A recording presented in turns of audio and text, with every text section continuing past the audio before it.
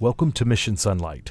During this quarter, you will learn about a division that is made up of 42 countries and is home to 22,000 Seventh-day Adventist churches, and their vision for telling the story of Jesus. Organized in 1922, today our brothers and sisters in the Inter-American Division continue to reach out to their neighbors and friends with the good news of hope in a better future. During the coming weeks, join us to learn about the special community focus for this quarter's 13th Sabbath offering.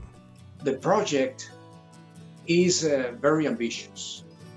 We are establishing in 12 of our universities centers of influence. We hope that the 13th Sabbath offering will provide $100,000 for each center of influence.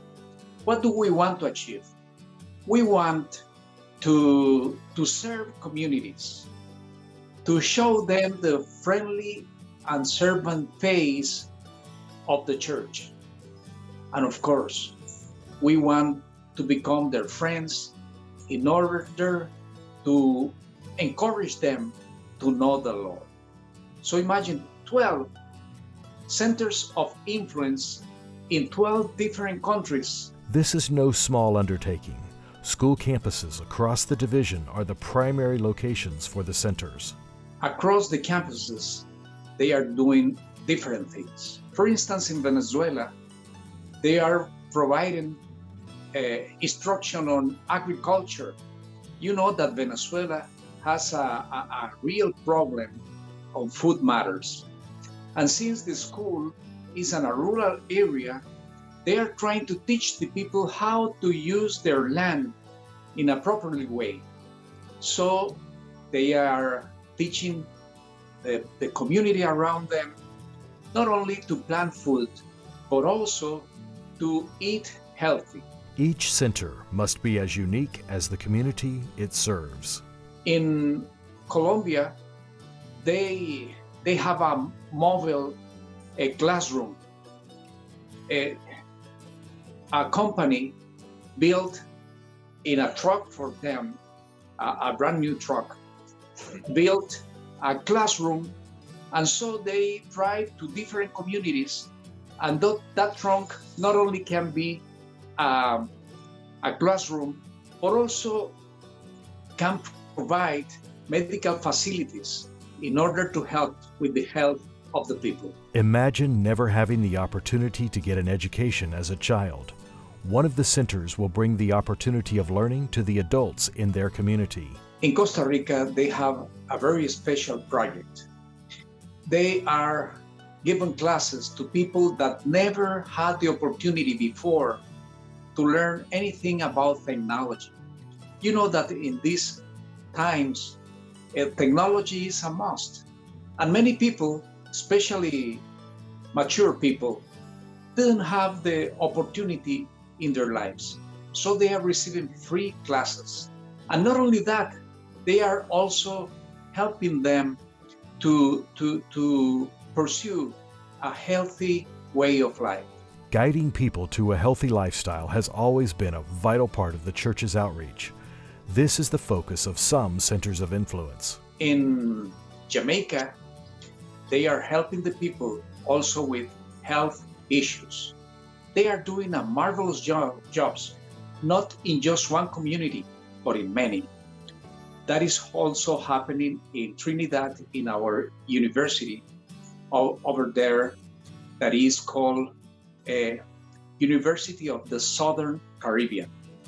And in other countries, most of them are also following the health path. So we think that when people learn to live healthy, they will be so thankful that they will open their hearts to hear more about the gospel. The children of the Inter-American Division are not forgotten. We are also having goals for children. The young people, the children, the little kids, are very open-minded, and they learn so fast. So in Cuba, for instance, their special target are the children. They are working with music classes, English classes, computer classes, and also health classes, especially for children.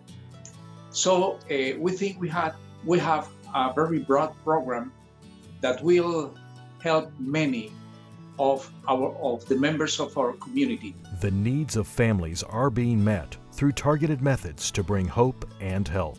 We have a very special program for families, and many families are getting real help from counselors and advisors and therapists, family therapists. And in Montemorelos University, they decided to have an online program that has been a great blessing in this time of pandemic. They have a chaplain service online, and they are going all over the world, not just Mexico. And there is other two universities in Mexico. One of them is also working with health issues, and the other one is establishing a wellness center that is focused on the community. Mission is on the minds of many in this division. The Centers of Influence will not only help the community, students on the campuses will benefit also. In Inter-America and as well as North America, we are very mission-minded. And our institutions are trying to prepare professionals that will be mission-minded. And these centers of influence are great opportunities for the students to learn how to serve and how to reach communities. A daily activity for a typical student in one of our universities will begin with a spiritual devotional. They will gather and worship the Lord. Then they will go to their activities after going to cafeteria. Some of them are going to the jobs the university offers them. Some others will go to classes, and by the end of the day, they will have a devotional again. And of course, they will have the opportunity also to play, to be among themselves, and to have fun and help them to grow in a whole way.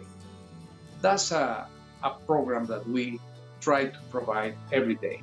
Throughout the division, members and leaders already moved forward in faith and established their programs as part of the Centers of Influence. I am happy to let you know that these projects already began. And we are so excited on what is happening. Amen. And we began to have baptisms. I don't have the statistics everywhere, but I can mention as an example 6 baptisms in Venezuela. Even though most of the activities are closed, 6 people asked to be baptized, and they were baptized. Isn't that wonderful? Throughout the Inter-American Division, evangelism is the heartbeat of the mission.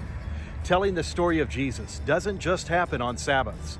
Methods that build friendships with others give a strong foundation which provides opportunities to share the gospel naturally. Around the world and in this division, individuals are tested because of their faith. During this quarter, you'll hear the story of one young man who wouldn't compromise his principles, even though it meant imprisonment. As a world church, we have the opportunity to be involved in projects on the African plains, in the urban centers of Europe, throughout the tropical lands of the Pacific, and more. Your offering provides opportunities for the story of Jesus to bring hope and eternal life to the lives of people you will never meet on this earth. This quarter, someone in the Inter-American Division is counting on you. We need to finish the job. We need to fulfill the mission. There are so many people out there that never had the opportunity to hear about Jesus. Our universities, our students, our teachers can go to places that no other member will ever reach. If we support these centers of influence, our universities will have a continuous program, not just for a period, and the mission will go on and on. But of course, we especially need your prayers. When all of us unite in prayer, the Lord is so ready to answer, because all of us, we need the Lord's blessings as we wait for His coming.